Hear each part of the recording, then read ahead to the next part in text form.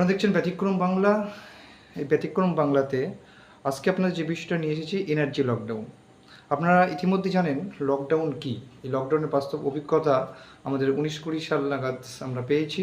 কিন্তু সেই লকডাউন কাটিয়ে উঠতে না উঠতেই আমাদের নতুন আরেকটি লকডাউন আমাদের চর্চার মধ্যে চলে এসছে, যেটা হলো এনার্জি লকডাউন। কী এই এনার্জি লকডাউন? এনার্জি লকডাউন হলো যে আমাদের চিরাচরিত শক্তিগুলো যেগুলো আছে সেগুলো আমরা যে ব্যবহার করি অপরিপক্কভাবে, অযৌক্তিকভাবে বা অপব্যবহার করি যেগুলো আমরা, সেগুলো থেকে মুক্তি পাওয়া। মানে আমাদের যে বিদ্যুৎ আমরা যে ব্যবহার করি সেগুলো একটি নির্দিষ্ট কাজের জন্যই ব্যবহারের পাশাপাশি যেগুলো যে অন্য সময় আমরা অপব্যবহারও করি সেগুলো যাতে বন্ধ রাখা হয়।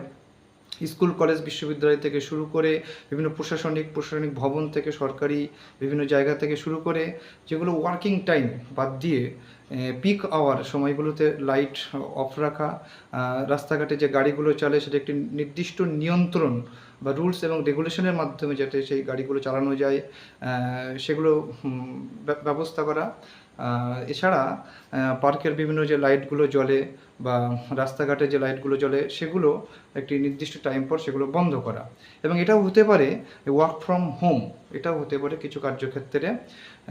বাস্তব জীবন যে আমাদের গতিশীল জীবন সেটা পুরোপুরি স্তব্ধ না করে দিয়ে যাতে সুষ্ঠু এবং সঠিকভাবে পরিচালনার মাধ্যমে এই এনার্জি লকডাউন যাতে করা যায় সেটা সরকার ইতিমধ্যেই চর্চা করতে শুরু করেছে এবং সেটা জনগণের উদ্দেশ্যে যাতে কোনো চাপ সৃষ্টি না হয় সেদিকে সরকার অবশ্যই খেয়াল রাখবে এবং আপামর জনতাকে এ বিষয়ে সচেতন থাকতে হবে যাতে পরবর্তীকালে আমাদের বিভিন্ন ধরনের যে সমস্যাগুলো সৃষ্টি হয়, মানে এগুলো এই জ্বালানি যে অপব্যবহার না করে যদি আমরা সেভ করি বা সঞ্চিত রাখি বা এগুলো দিয়ে আমরা যাতে সুষ্ঠুভাবে কাজে লাগাতে পারি সেই দিকটাও আমাদেরকে দেখতে হবে।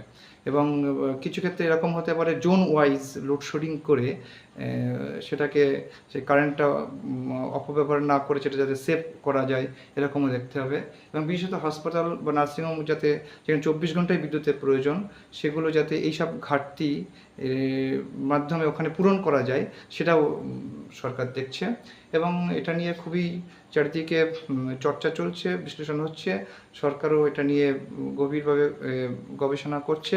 কারণ চারিদিকে যে পশ্চিম এশিয়ায় যে যুদ্ধের আবহ চলছে তাতে নিয়ে সত্যিই শুধু আমাদের দেশ না সমগ্র বিশ্বজুড়েই একটা ব্যাপক পরিমাণে জ্বালানি সংকট সৃষ্টি হয়েছে, যা নিয়ে আমরা সবাই এটা নিয়ে চর্চা করি। কিন্তু এটা থেকে অবশ্যই বার হওয়া দরকার এবং বিশ্ব শান্তি, যুদ্ধ নয় শান্তি চাই, সেটাও অবশ্যই দরকার। এবং এই এনার্জি লকডাউন কিভাবে করা যায় সেটা সরকার দেখছে যাতে জনজীবন ব্যতিব্যস্ত না হয়, সঠিকভাবে রূপায়ণ হয়, সেটা অবশ্যই সরকারের করণীয় এবং আমাদেরও তাদের সহযোগিতা করা অবশ্যই দরকার এবং সচেতন থাকা অবশ্যই দরকার। আপনারা দেখছেন ব্যতিক্রম বাংলা। এরকম ধরনের কিছু ব্যতিক্রম বিষয় বা ঘটনা জানতে অবশ্যই এটি সাবস্ক্রাইব করুন, শেয়ার করুন এবং ফলো করুন। ধন্যবাদ।